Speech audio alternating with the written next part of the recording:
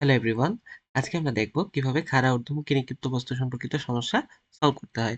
এই ক্ষেত্রে ৩টি ঘটনা ঘটতে পারে। সর্বোচ্চ কত উচ্চতায় উঠতে পারে, সে সর্বোচ্চ উচ্চতায় উঠতে কতটুকু সময়ের প্রয়োজন হবে এবং সে কত সময় পরে আবার ভূমিতে ফিরে আসবে। অর্থাৎ উড্ডয়নকাল কত সময় হবে।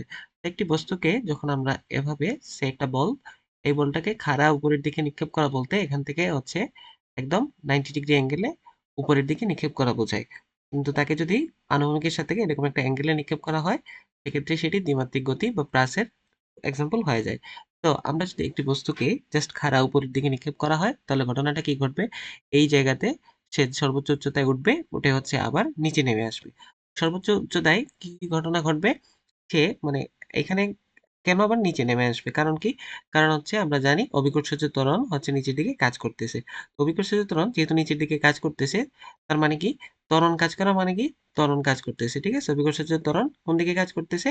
নিচের দিকে কাজ করতেছে। তো ত্বরণ যেহেতু নিচের দিকে কাজ করতেছে, তার মানে কি? আমি যে আদিবেগে নিক্ষেপ করা হবে, যে আদিবেগে উপরের দিকে নিক্ষেপ করা হবে, সেই আদিবেগ ইউ। ঠিক আছে? ইউ আদিবেগে যদি নিক্ষেপ করা হয়, তাহলে কি? ত্বরণের কাজ হচ্ছে কি? ১ সেকেন্ডে বেগ বাড়াবে বা কমাবে। প্রতি সেকেন্ডে বেগ বাড়াবে বা কমাবে। তাই না? ত্বরণের কাজ হচ্ছে কি? প্রতি সেকেন্ডে যতটুকু বেগ বাড়াবে বা কমাবে। তো এই ক্ষেত্রে যেহেতু উপরের দিকে নিক্ষেপ করা হচ্ছে, অভিকর্ষজ ত্বরণের বিপরীত দিকে, অভিকর্ষজ ত্বরণ কাজ করে নিচের দিকে, কিন্তু বস্তুটাকে নিক্ষেপ করা হয়েছে কোথায়? উপরের দিকে। তার মানে কি? প্রতি সেকেন্ডে বেগ কমবে। তাহলে ইনিশিয়ালি যদি যখন নিক্ষেপ করা হয়েছে তখন যদি আদিবেগ ইউ থাকে, তাহলে ১ সেকেন্ড পর কি হবে? ১ সেকেন্ড পর হচ্ছে বেগ, ১ সেকেন্ড পর বেগ কত হবে? ইউ থেকে জাস্ট জি কমে যাবে। ২ সেকেন্ড পর বেগ কত হবে? ইউ থেকে 2g কমে যাবে। তো আমরা জানি এটা সূত্র v equals to u minus gt, অর্থাৎ প্রতি সেকেন্ডে কতটুকু করে বেগ কমতেছে, এটা হচ্ছে আমরা এই সূত্র থেকে বের করতে পারি। তো এখন এইভাবে কমতে কমতে কি হবে? যখন সর্বোচ্চ উচ্চতায় পৌঁছাবে তখন কি হবে? তখন হচ্ছে তার এই যে শেষ বেগ, যে মানে আদি বেগ যেটা ছিল সেটা শূন্য হয়ে যাবে। এই বেগটা শূন্য হয়ে যাবে। তার মানে সর্বোচ্চ উচ্চতায় যখন পৌঁছাবে তার কি হবে? তার যে নিক্ষিপ্ত বেগ যেটা ছিল সেটা কি হবে? সেটা শূন্য হয়ে যাবে। তো এই কনসেপ্টেই হচ্ছে আমরা এই ম্যাথটি সলভ করে ফেলবো। তো আমরা যদি সর্বোচ্চ উচ্চতা বের করার জন্য আমরা কি লিখবো? আমরা হচ্ছে যে সূত্রগুলো জানি, যে এখানে আমরা কি কি জানি? আমরা হচ্ছে আদিবেগ জানি। ঠিক আছে? আমরা আদিবেগ জানি। আদিবেগ হচ্ছে কি? ইউ। আর শেষ বেগ কত? শেষ বেগ হচ্ছে 0। শেষ বেগ হচ্ছে 0 এবং আমাদের বের করতে হবে কি? উচ্চতা। উচ্চতা h এর মান কত? এবং আমরা কি জানি? আমরা জানি হচ্ছে ত্বরণের মান। তাহলে আমরা জানি সূত্র কি? v square equals to u square minus 2gh। তাহলে এখানে আমরা মাইনাস ইউজ করছি কেন? কারণ ত্বরণ যেহেতু ঋণাত্মক। ত্বরণ কেন ঋণাত্মক? কারণ অভিকর্ষজ ত্বরণ কাজ করবে নিচের দিকে, কিন্তু বস্তুটাকে নিক্ষেপ করা হয়েছে উপরের দিকে। তাহলে ত্বরণের বিপরীত দিকে নিক্ষেপ করা হয়েছে, তাই হচ্ছে এখানে মাইনাস বসাইছি। ঠিক আছে? তো এবার কি হবে? v এর মান কি হবে? 0 হয়ে যাবে। সর্বোচ্চ উচ্চতায় কি হবে? 0 হয়ে যাবে। সর্বোচ্চ উচ্চতায় কি 0? সর্বোচ্চ উচ্চতায় নিক্ষিপ্ত বস্তুর ক্ষেত্রে সর্বোচ্চ উচ্চতায় কি শূন্য হবে? v শূন্য হবে। মানে বেগ শূন্য হয়ে যাবে। ঠিক আছে? v শূন্য। তাহলে v যেহেতু শূন্য, এখানে আমরা লিখি শেষ বেগের ক্ষেত্রে v। তাহলে v যেহেতু শূন্য, তাহলে আমরা যদি এখানে বসাই 0 equals to u square minus 2gh, তাহলে এখানে কি আসতেছে? h এর মান আসতেছে হচ্ছে 2gh এর মান আসতেছে ইউ স্কয়ার। তাহলে h এর মান কি আসতেছে? U square divided by 2g। তাহলে এই হচ্ছে আমাদের সর্বোচ্চ উচ্চতায় পৌঁছানোর বের করার ফর্মুলা। এই ফর্মুলা ইউজ করে আমরা কি করতে পারি? সর্বোচ্চ উচ্চতায় সে কতটুকু উচ্চতায় উঠবে সেটা বের করে ফেলতে পারি। You square divided by 2g, অর্থাৎ আদি বেগে যে নিক্ষেপ করা হয়েছে সেই আদি বেগের স্কয়ার ডিভাইডেড বাই 2g। এখন হচ্ছে সর্বোচ্চ উচ্চতায় পৌঁছাইতে প্রয়োজনীয় সময়। এটা হচ্ছে আমরা খুবই সহজে বের করতে পারি। এখানে আমরা কি কি জানি? আমরা জানি হচ্ছে আদি বেগ হচ্ছে ইউ এবং শেষ বেগ হচ্ছে কত? 0। শেষ বেগ হচ্ছে কত? 0। শেষ বেগ v হচ্ছে 0। অভিকর্ষজ ত্বরণের মান জানি। তার মানে v equals to u minus gt। এই সূত্র থেকে আমরা দেখব যে কত সময় লাগবে এই ইউটা শূন্য হতে। যখন এই ইউটা শূন্য হয়ে যাবে, এখানে g into t কি মাইনাস হচ্ছে, তার মানে v যখন শূন্য হয়ে যাবে তখন যে t এর মান, সেখান থেকে আমরা পাবো যে সে কতটুকু সময় লাগবে সর্বোচ্চ উচ্চতায় উঠতে। তাহলে v এর ইকুয়ালস টু যদি 0 বসাই, তাহলে u মাইনাস gt, এখান থেকে কি আসতেছে? যে u ইকুয়ালস টু gt, বা টি এর মান কত? টি এর মান হচ্ছে ইউ ডিভাইডেড বাই জি। অর্থাৎ সর্বোচ্চ উচ্চতায় পৌঁছাতে প্রয়োজনীয় সময় কত, সর্বোচ্চ উচ্চতায় পৌঁছাতে প্রয়োজনীয় সময় হচ্ছে এই সূত্রটি বের করা যাবে। এবার উড্ডয়নকাল। উড্ডয়নকাল মানে কি, এই যে আমরা একটা বস্তুকে খাড়া উপরের দিকে নিক্ষেপ করলাম, সে হচ্ছে কি সর্বোচ্চ উচ্চতায় পৌঁছাবে যখন তার বেগ শূন্য হয়ে যাবে। ঠিক আছে, এই জায়গাতে সর্বোচ্চ উচ্চতায় তার বেগ শূন্য। তারপরে কি হবে, বেগ যেহেতু শূন্য হয়ে যাবে, সে অভিকর্ষজ ত্বরণের কারণে আবার সে হচ্ছে মুক্তভাবে পড়ন্ত বস্তুর মতো নিচে নেমে আসবে। তখন সে কি হবে, তখন সে পড়ন্ত বস্তু হয়ে যাবে। ঠিক আছে, তখন সে মুক্তভাবে পড়ন্ত বস্তু হয়ে যাবে। তাহলে এক্ষেত্রে কি ঘটবে, এক্ষেত্রে হচ্ছে উপরে ওঠার জন্য যে সময়টা লাগছে সেই সময়ের দ্বিগুণ সময় হবে। অর্থাৎ যে সময়ে সে উপরে উঠেছে সেই সময়ে আবার সে নিচে ফিরে আসবে। তাহলে এই ক্ষেত্রে টি এর মান কি হবে, 2 ইনটু সর্বোচ্চ উচ্চতায় ওঠার জন্য যতটুকু সময় লাগছে, তার মানে 2 ইনটু ইউ ডিভাইডেড বাই জি। এই হচ্ছে সর্বোচ্চ উচ্চতায় ওঠার জন্য প্রয়োজনীয় সময়। যেহেতু এখানে ত্বরণ হচ্ছে সেম, তাই এক্ষেত্রে জাস্ট এটাকে 2 দ্বারা গুণ করলেই আমরা পেয়ে যাচ্ছি। তাহলে এই সম্পর্কিত একটি ম্যাথ সলভ করি আমরা। এই ম্যাথটি হচ্ছে সিলেট বোর্ডে আসা 2016 সালে একটি ম্যাথ। এখানে প্রথম প্রশ্ন কি, বলটি সর্বোচ্চ কত উচ্চতায় উঠেছিল। তো দেখো 20 মিটার পার সেকেন্ড আদিবেগে একটা ক্রিকেট বলকে উপরের দিকে ছুড়ে দিল। একই সময়ে কি হয়েছে, 30 মিটার থেকে দূর থেকে 6 মিটার সমবেগে, এই যে এই কথাটা ইম্পর্টেন্ট, সমবেগে ছুটে এসে বলটি ধরার চেষ্টা করলো। তার মানে কি, সর্বোচ্চ কত উচ্চতায় উঠেছিল। ক নম্বর হচ্ছে এটা। তো সর্বোচ্চ কত উচ্চতায় উঠেছিল কিভাবে বের করব, আমাদের যে কোনো ম্যাথ সলভ করার ক্ষেত্রে আমরা কি করব, আগে হচ্ছে লিখে ফেলবো যে কি কি দেওয়া আছে। তো আদিবেগ হচ্ছে কত, আদিবেগ হচ্ছে ইউ এর মান কত, ইউ হচ্ছে 20 মিটার পার সেকেন্ড, এবং শেষ বেগ কত, সর্বোচ্চ উচ্চতায় যখন পৌঁছাবে তখন যে বেগটা হবে সেটা হচ্ছে শেষ বেগ। সর্বোচ্চ উচ্চতায় পৌঁছানোর পরে তার বেগ শূন্য হয়ে যাবে। ঠিক আছে, তাই আবার সে নিচের দিকে আসবে, তাই এখানে শেষ বেগ হচ্ছে শূন্য। আর জি এর মান কত, 9.8 মিটার পার সেকেন্ড, এটা হচ্ছে আমরা সবাই জানি। তাহলে বের করতে হবে কি, এইচ ইকুয়ালস টু হোয়াট, তো আমরা আগে যেভাবে পড়েছিলাম সেভাবেই, square equals to u square minus 2জি এইচ। তাহলে এটার মান 0 বসালে ইউ স্কোয়ার মাইনাস 2জি এইচ, তাহলে এখান থেকে এইচ এর মান আসতেছে ইউ স্কোয়ার বাই 2জি। তাহলে এবার যদি আমরা ভ্যালুটা বসাই দিই তাহলে কি হয়, 20 স্কোয়ার ডিভাইডেড বাই 2 ইন্টু 9.8, তাহলে এটা কত আসবে, আমরা হচ্ছে ক্যালকুলেটর করে দেখি। স্কোয়ার মানে হচ্ছে 400, আর এই ভ্যালুটা হচ্ছে 19.6, তার মানে 20.408 এত মিটার পার সেকেন্ড, না সরি, এত মিটার হচ্ছে সে উপরে উঠবে। ঠিক আছে, তো এই হচ্ছে আমাদের ঘ নম্বরটা শেষ। এবার হচ্ছে ঘ নম্বরটা। ঘ নম্বরে কি বলছে, সে বলটিকে ধরতে পারবে কি পারবে না। এখন বল কিভাবে ধরতে পারবে, মনে করো এইখানে একজন দাঁড়িয়ে আছে, এইখানে আরেকজন দাঁড়িয়ে আছে। তো এ কি করেছে, এই জায়গা থেকে বলটা উপরের দিকে ছুড়ে মেরেছে। এখন এই জায়গা থেকে আবার বলটি কি নিচের দিকে আসবে, তাই তো, বলটি উপরে চলে যাবে এখান থেকে, এভাবে উপরে যাবে, আবার হচ্ছে কি এখান থেকে উপরে যাবে, আবার হচ্ছে এখান থেকে এভাবে নিচে আসবে এই একই রেখা বরাবর। ঠিক আছে, আবার হচ্ছে এই দিক থেকে সে নিচে আসবে। তো এই যে উপরে যাবে এবং ফিরে আসবে, এই ক্ষেত্রে যে সময়টা লাগবে সেটা মনে করি t1। ঠিক আছে, আর এই এইখান থেকে সে দৌড়া শুরু করবে, যখন বলটা নিক্ষেপ করা হয়েছে তখন থেকে সে এদিকে দৌড়া শুরু করবে। তাহলে তার দূরত্ব কত, 30 মিটার দূরত্ব। ঠিক আছে, তার দূরত্ব কত, 30 মিটার। তাহলে কখন সে বলটা ধরতে পারবে, যদি উপরে যেয়ে নিচে আসার আগে সে পৌঁছে যায়, মানে সে তো উপরে যাবে তারপরে কি নিচে আসবে। তো এই যে সময় টি1, এই টি1 এর আগে যদি সে পৌঁছাইতে পারে তাহলে সে ধরতে পারবে। আমরা ধরে নিচ্ছি সে ক্যাচ নিতে পারে, তাই ঠিক আছে।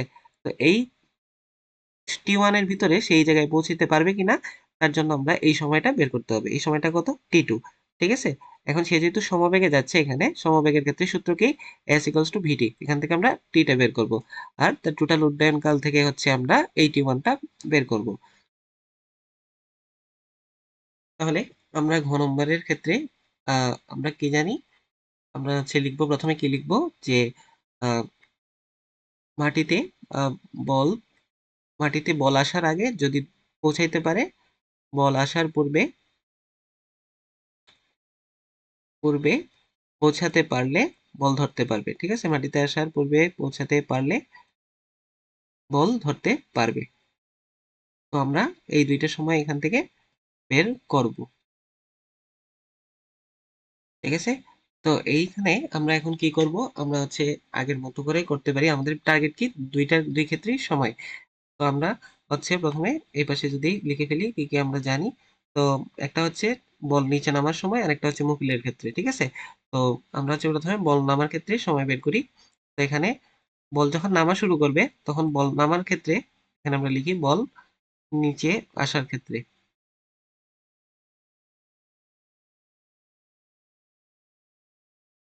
বল নিচে আসার ক্ষেত্রে সে কতটুকু দূরত্ব অতিক্রম করবে, তার আদিবেগ কি হবে, শূন্য হয়ে যাবে। কারণ কি, যখন সে সর্বোচ্চ উচ্চতায় পৌঁছাবে তখন তার বেগ শূন্য হয়ে যাবে, তাই সে পরন্ত বস্তুর মতো, মুক্তভাবে পরন্ত বস্তুর মতো আবার নিচে আসবে। তাহলে তার আদিবেগ কত হবে, শূন্য হয়ে যাবে।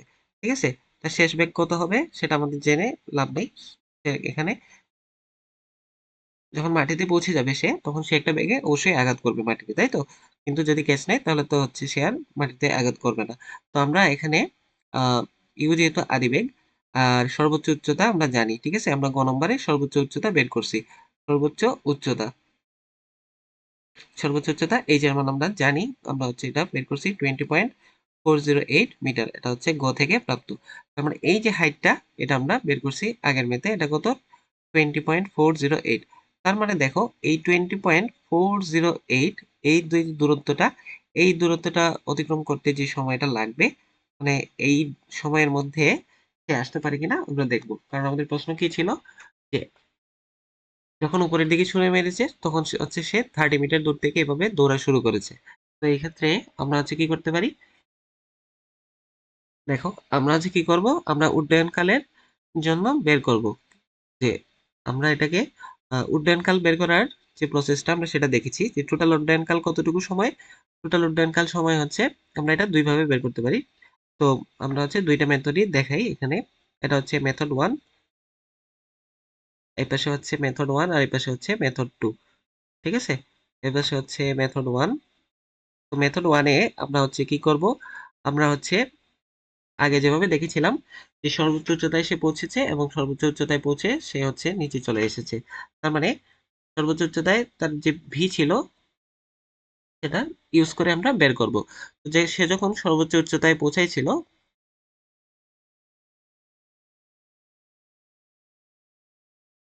সর্বোচ্চ উচ্চতায় ভি জিরো, আর নিক্ষেপের সময় আদিবেগ, নিক্ষেপের সময় আদিবেগ, নিক্ষেপের সময় আদিবেগ হচ্ছে কত, নিক্ষেপের সময় আদিবেগ হচ্ছে ইউ ইকুয়ালস টু 20।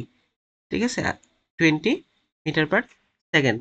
তাহলে আর সর্বোচ্চ উচ্চতায় পৌঁছাইতে যে সময়টা লাগবে সেই সময়টা বের করে আমরা 2 দিয়ে গুণ দিয়ে দেবো, মানে আগে যেভাবে দেখেছি। তাহলে নিক্ষেপের সময় আদিবেগ কত ছিল, 20। তাহলে v equals to u minus g t, এখানে 0 বসাবো, ইউ মাইনাস জিটি। তাহলে জিটি ইকুয়ালস টু হচ্ছে কি ইউ, এখান থেকে টি এর মান কি আসবে, ইউ ডিভাইডেড বাই জি। তার মানে কত, এই যে এটা হচ্ছে, আচ্ছা এখানে কিন্তু আমরা বসাবো না, এটা হচ্ছে সর্বোচ্চ উচ্চতায় পৌঁছানোর সময়। ঠিক আছে, এটা হচ্ছে সর্বোচ্চ উচ্চতায় পৌঁছানোর সময়। তাহলে সর্বোচ্চ উচ্চতা থেকে নিচে আসতে হচ্ছে কি, আর এই সেম অ্যামাউন্টের টাইম লাগবে। তাহলে উড্ডয়নকাল, উড্ডয়নকাল কি, উড্ডয়নকাল হচ্ছে সর্বোচ্চ উচ্চতায় পৌঁছাবে আবার সে কি নিচে আসবে। তাহলে সর্বোচ্চ উচ্চতায় পৌঁছানো প্লাস সর্বোচ্চ উচ্চতা থেকে ফিরে আসা। ঠিক আছে, এখানে আমরা যদি লিখি সর্বোচ্চ উচ্চতায় পৌঁছানো, সর্বোচ্চ উচ্চতায় পৌঁছানো, সর্বোচ্চ উচ্চতায় পৌঁছানো প্লাস সর্বোচ্চ উচ্চতা থেকে ফিরে আসা,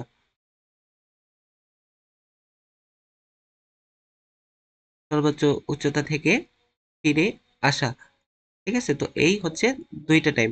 তো এই টাইম আর এই টাইম কি সমান, তার মানে টি প্লাস টি, 2t। ঠিক আছে, সে সর্বোচ্চ উচ্চতায় পৌঁছেছে আবার সর্বোচ্চ উচ্চতা থেকে ফিরে আসবে, তার মানে এই যে টাইমটা তাকে আমরা 2 দিয়ে গুণ করতে হবে। 2 ইন্টু ইউ বাই জি, তার মানে কি 2 ইউ বাই জি। তাহলে এই ফর্মুলা মতো আমরা যদি বের করি তাহলে কি আসবে বলতো, এখানে হচ্ছে 2 ইন্টু ইউ কত ছিল 20, আর জি এর মান কত 9.8। তার মানে 40 কে 9.8 দ্বারা ভাগ করতে হবে। আমরা যদি ক্যালকুলেট করে দেখি যে এই ভ্যালুটা কত আসে, 40 ডিভাইডেড বাই হচ্ছে 9.8, তার মানে 4.081, 4.081। ঠিক আছে, সর্বোচ্চ উচ্চতায় পৌঁছানোর এই হচ্ছে টাইম, আমরা মেথড 1 এ ইউজ করে বের করলাম। এখন হচ্ছে দেখো আমরা মেথড 2 ইউজ করে বের করব। ঠিক আছে, মেথড 2, মেথড 2 অনুযায়ী আমরা কিভাবে বের করব, সর্বোচ্চ উচ্চতা থেকে ফিরে আসার সময় দেখো এই যে হাইটটা, এই হাইটটা সে মনে করো টি1 সময়ে এসেছে। ঠিক আছে, এই হাইটটা সে যে সময়ে এসেছে সেটা হচ্ছে T1 সময়ে এসেছে বা T সময়ে এসেছে। তার মানে সে নামতে যতটুকু সময় লাগছে উঠতে একই সময় লাগছে, ঠিক আছে? তার মানে এটাকে 2 দিয়ে গুণ দিয়ে দিব। তো আমরা এখানে নামার সময়টা বের করব। তো এই যে নিচে নামার ক্ষেত্রে আমরা এই ডাটাগুলো পেয়ে গেছি যে নিচে নামার সময় শুরুতে তার বেগ কত ছিল? 0 এবং তার হাইট কতটুকু? এইটা। এখানে ত্বরণ কত? অভিকর্ষজ ত্বরণ জি এর মান হচ্ছে 9.8। তার মানে এই ফর্মুলা ইউজ করে আমরা বের করে ফেলতে পারবো যে H ইকুয়ালস টু কি ইউটি, এটা কি নিচে নামতেছে নাকি উপরে উঠতেছে। আমরা কিন্তু নিচে নামার ক্ষেত্রে হিসেব করতেছি, ঠিক আছে? আমরা হচ্ছে নিচে নামার ক্ষেত্রে হিসেব করতেছি। আমরা হচ্ছে কি নিচে নামার ক্ষেত্রে আমরা হচ্ছে মনে করি এখানে যে টি সময়ে সে নিচে নামবে, ঠিক আছে? টি সময়ে সর্বোচ্চ উচ্চতা থেকে নিচে নামে, সর্বোচ্চ উচ্চতা থেকে নিচে নামে। আমরা মনে করি সে টি সময়ে সর্বোচ্চ উচ্চতা থেকে নিচে নামে। অথবা আমরা যদি সর্বোচ্চ উচ্চতায় ওঠার সময় বের করতে চাই তাহলে এই সূত্র দিয়ে বের করতে পারবো। সেক্ষেত্রে কি হয় সেটা পরে বলতেছি। তাহলে ইউটি প্লাস হাফ জি টি স্কোয়ার। এই ক্ষেত্রে এই যে টিটা আমরা টি প্রাইম লিখলাম, ঠিক আছে? এই যে টি প্রাইম, এই টি প্রাইমটা কি? আমরা এখানে প্লাস কেন দিছি? কারণ সে পড়ন্ত বস্তুর মতো নিচে নামতেছে, ঠিক আছে? এই যে সময়টা সেটা হচ্ছে শুধু নামার সময়, ওঠার সময় একই ছিল। তাহলে উড্ডয়নকাল হচ্ছে জাস্ট এখানের মতো 2 দিয়ে গুণ দিতে হবে, ঠিক আছে? তাহলে দেখি আমরা ভ্যালুটা কি আসে। এখানে ইউ এর মান কত? 0, কারণ সর্বোচ্চ উচ্চতায় বেগ যেটা ছিল সেটাই তো তার নিচে নামার সময় আদি বেগ, ঠিক আছে? সর্বোচ্চ উচ্চতায় যে বেগটা ছিল সেটাই তো নিচে নামার সময় তার আদি বেগ। তাহলে এই অংশটা 0 হয়ে যাচ্ছে। জাস্ট আমাদের এই ভ্যালুটা বসাইতে হচ্ছে, ঠিক আছে? তাহলে এই ভ্যালুটা বসাইতে হচ্ছে না, আসলে এখান থেকে আমাদের কারে লাগবে? আমাদের তো হচ্ছে টি লাগবে, তাই তো? তাহলে হাফ জি টি স্কোয়ার হচ্ছে এইচ এর মান। তাহলে এখান থেকে টি এর মানটা কি হবে? টি এর মানটা হবে কি? টি স্কোয়ার সমান লেখা যাবে এখান থেকে, এই 2 এই পাশে চলে গেল, 2h ডিভাইডেড বাই জি। তাহলে টি এর মান কি হবে? রুট ওভার 2h বাই জি। তাহলে রুট ওভার 2h বাই জি তোমরা করে দেখো। 2 ইন্টু কত? 20.408। তোমরা হচ্ছে এই ম্যাথগুলাকে এইভাবে 2-3 প্রসেসে ট্রাই করবা, তাহলে হচ্ছে তোমাদের কনসেপ্ট একদম ক্লিয়ার হয়ে যাবে, ঠিক আছে? 9.8। তাহলে এই ক্ষেত্রে আমাদের এইচ এর মানটা কত হয়? আবারও হচ্ছে আমরা ক্যালকুলেট করে দেখব যে আগের ভ্যালুটা আসে কিনা, রাইট? তাহলে রুট ওভার হচ্ছে 2 ইন্টু 20.408 408 ডিভাইডেড বাই হচ্ছে 9.8 9.8। अगेन কি আসছে? ওকে, আমাদের आंसर মিলে গেছে। अगेन 2.0408, ঠিক আছে? এই ক্ষেত্রে কি আসছিল? 4.081, ঠিক আছে? তো এখানে এই যে ভ্যালুটা আসছে 2.0408, এটাকে হচ্ছে আমরা 2 দিয়ে গুণ দিব। আমরা হচ্ছে 2 দিয়ে গুণ দিব, ঠিক আছে? এই যে ভ্যালুটা আসছে এই ভ্যালুটাকে আমরা কি করব? আমরা হচ্ছে 2 দিয়ে গুণ দিব। 2.0408 ইন্টু হচ্ছে কি 2। তার মানে যেটা আসবে সেটাই হচ্ছে আমাদের আনসার। তাহলে 4 পয়েন্ট, মানে এই যে উড্ডয়নকাল, উড্ডয়নকাল এটা হচ্ছে কি প্রসেস 2 থেকে আসা উড্ডয়নকাল, প্রসেস 2 থেকে আসা উড্ডয়নকাল। উড্ডয়নকাল কত? 2 ইন্টু 2.0408, ওই একই ভ্যালু আসবে 4.081, ঠিক আছে? তো এটা হচ্ছে কি আমাদের টি ওয়ানটা পেয়ে গেলাম, উড্ডয়নকাল টি ওয়ান, ঠিক আছে? উড্ডয়নকাল টি ওয়ান যেটা আছে সেটা পেয়ে গেলাম। তো এই অংশে এই প্রসেসে আসো বা এই প্রসেসে আসো, যে কোনো প্রসেসে এসে এই উড্ডয়নকালটা এভাবে লিখে তোমরা হচ্ছে কি বের করে ফেললা যে সে কত সময় উপরে থাকবে, ঠিক আছে? এটা হচ্ছে ম্যাথের একটা পার্ট করলাম। এই অংশটা তোমরা এই সূত্র দিয়েও করতে পারো, এই সূত্র দিয়েও করতে পারো। কিন্তু এইখানে আরেকটা কথা বলে রাখি, সেটা হচ্ছে বেসিক এর জন্য আমরা এখানে কি বের করছি? টি সময়ে সে নিচে নামছে, ঠিক আছে? তো আমরা কত সময় সে উপরে উঠছে এটাও এই সূত্র দিয়ে বের করতে পারি। কেমনে?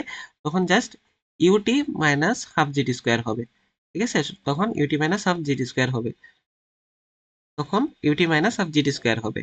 কারণ কি? তখন আমরা বের করতেছি সে উপরে ওঠার জন্য প্রয়োজনীয় সময় সর্বোচ্চ উচ্চতায়। তো এই উচ্চতার এই ভ্যালুটা জানি, এই ইউটা জানি, এই টিটা আমরা বের করতে হবে, ঠিক আছে? তখন একটা দ্বিঘাত সমীকরণ হয়ে যাবে। তাই আমরা এই সূত্র দিয়ে বের করে নাই, ঠিক আছে? আমরা হচ্ছে সরাসরি এই যে এখানে তো আদিবেগ ছিল, সর্বোচ্চ উপরে ওঠার সময় আদিবেগ ছিল, তাহলে এখানে একটা ভ্যালু আসবে টি এর, এখানে একটা টি এর ভ্যালু আসবে। তাই আমরা হচ্ছে উপর নিচে নামার সময় এই ফর্মুলা দিয়ে বের করছি, ঠিক আছে? অথবা এই লেফটের এই মেথডটা হচ্ছে বেশি ইজিয়ার, রাইট? তো তোমরা যেটা ভালো লাগে সেটা ইউজ করে করতে পারো। তো এখন আমাদের সেকেন্ড পার্ট কি? আমাদের সেকেন্ড পার্ট হচ্ছে এই যে 30 মিটার দূরত্বে থাকা যে ব্যক্তিটা আছে মুকুল, সে 30 মিটার সমবেগে আসবে। তার মানে এই যে টিটা এস ইকুয়ালস টু ভিটি থেকে সেটা আসলে 4 সেকেন্ড থেকে বেশি নাকি কম, ঠিক আছে? তো আমরা হচ্ছে উড্ডয়নকাল বের করে ফেলছি, মানে পার্ট 1 ডান।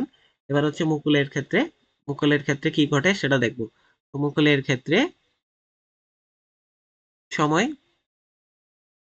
আগেরটা যেহেতু টি1 বলছি, তাহলে এক্ষেত্রে সমবেগে চলতেছে, তাই না? তো সমবেগে হচ্ছে এস ইকুয়ালস টু ভি টি2, টি2 লিখলাম আর কি। তাহলে টি2 সমান কি আসবে, এস ডিভাইডেড বাই ভি। তার দূরত্ব কত? দূরত্ব হচ্ছে 30। আর হচ্ছে ভি কত? ভিটা হচ্ছে আমরা দেখে নিই। তার ভি কত? সে হচ্ছে 6 মিটার পার সেকেন্ড সমবেগে, 6 মিটার পার সেকেন্ড সমবেগে। তাহলে এখান থেকে টি আসবে কত, 5 সেকেন্ড। তার মানে তার পৌঁছাইতে লাগবে, এই যে এই জায়গা থেকে বল উপরে চলে গেছে, আবার উপরে বল নিচে চলে আসছে, কত সেকেন্ড লাগে? উপরে বল যাওয়া আসা করতে লাগে 4.8 সেকেন্ড। আর 30 মিটার দূরে যে দৌড় দেওয়া শুরু করছে ক্যাচ ধরার জন্য, সে হচ্ছে, তার আসতে কত সময় লাগবে? তার আসতে 5 সেকেন্ড লাগবে। মানে তার আসার প্রায় প্রায় 1 সেকেন্ড, ফুল 1 সেকেন্ড না, যেহেতু কিছু ভ্যালু আছে। তার মানে তার সে আসার আগেই বলটা মাটিতে পড়ে যাবে। তার মানে সে ক্যাচ ধরতে পারবে না। তাহলে মুকুল আসার আগেই বল মাটিতে পড়ে যাবে। ঠিক আছে, মুকুল আসার পূর্বেই বল মাটিতে পড়ে যাবে। মুকুল আসার পূর্বেই বল মাটিতে পড়ে যাবে, মাটিতে পড়ে যাবে। ঠিক আছে, অতএব মুকুল আসার পূর্বে বল মাটিতে পড়ে যাবে, যেহেতু টি1 লেস দেন টি2। ঠিক আছে, তো এই হচ্ছে আমাদের আজকের ম্যাথ। তো ভিডিওটি যদি ভালো লাগে অবশ্যই সাবস্ক্রাইব করবে এবং কমেন্টে জানিয়ে দিবে পরবর্তী কোন টপিকে ভিডিও চাও।